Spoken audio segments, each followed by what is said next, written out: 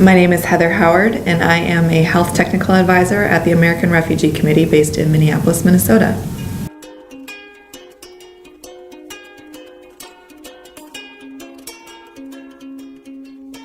I studied abroad in Cameroon in undergrad, and I remember bouncing down a dusty road, seeing children with distended stomachs alongside the road coming out and waving at us. And I was wondering to myself, why do these kids have these distended tummies? And we were traveling from the capital in Yaoundé to the east, which is a more remote area. And the longer that we traveled, the further into the east region that we got, the more and more kids seemed to be having this issue, which I learned later was kwashiorkor.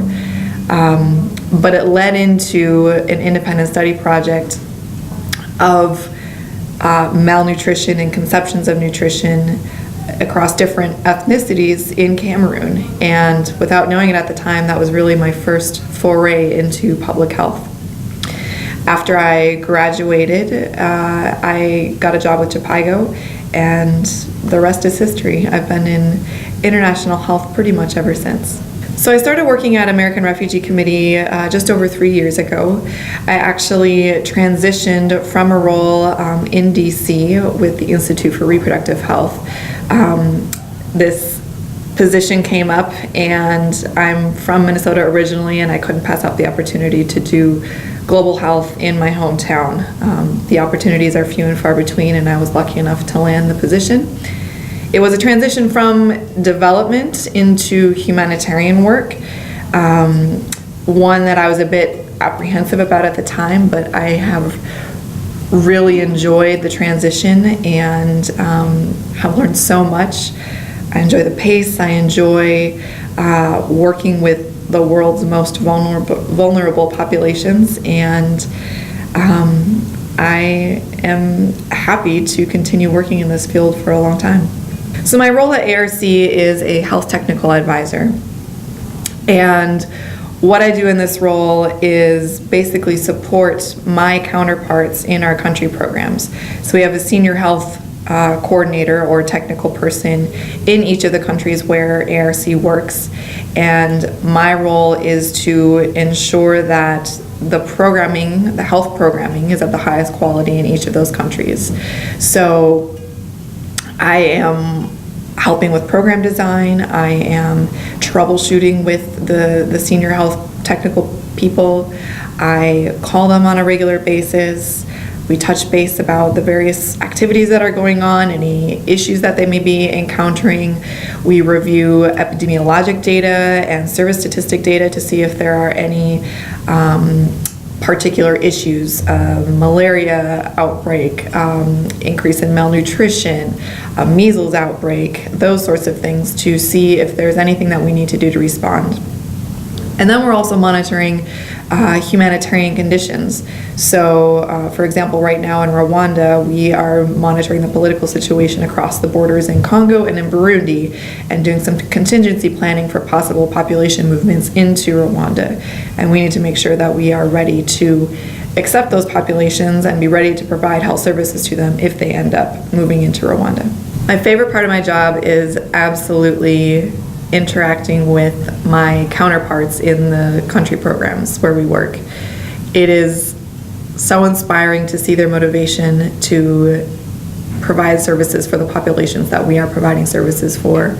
They are so intelligent and motivated and really want to do good work in the field, and my interactions with them are what keep me going. And it's even more exciting when I get to actually get out into the country programs and see what their day-to-day is like, so that I can do a better job supporting them from back here in Minneapolis. The challenges of my job are many. There's always something, it seems like, coming out of left field. You have great programs running in Rwanda, let's say, camp-based services, and all of a sudden you have an influx of new population coming down from Burundi or coming over from Congo.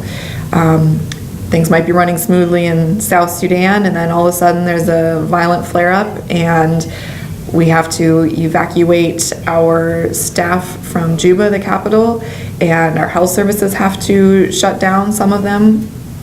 And so working around these tenuous political situations is often very trying, and it means that we have to have contingency plans in place basically all the time to ensure that we can continue to provide health services to the extent possible whenever these things flare up. So what I see as American Refugee Committee's biggest strength or contribution to global community health is really that we work in some of the toughest communities in the world. We are working in Darfur, in IDP camps, internally displaced persons camps. We are working inside of Somalia, trying to do community outreach there. We are working in communities in South Sudan where there is constant political tension and possibility for violent flare-up. These are the kind of contexts in which we work, and ARC is able to get there. ARC is able to deliver health services, to get community health workers out into the field to deliver vaccines and health information.